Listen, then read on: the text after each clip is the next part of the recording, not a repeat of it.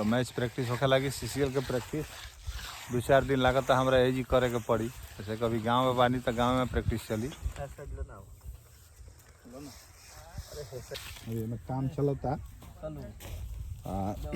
लगभग 2-4 दिन के बाद कंप्लीट हो जाई, तब से में मैच होखे लगी। प्रैक्टिस कर सके निसन बड़का गांव पंचायत में, सिवान जिला के भगवानपुर प्रखंड के बड़का गांव में आई पिच ढलाता। यही पर कबो कबो प्रैक्टिस होई, मैचो होई।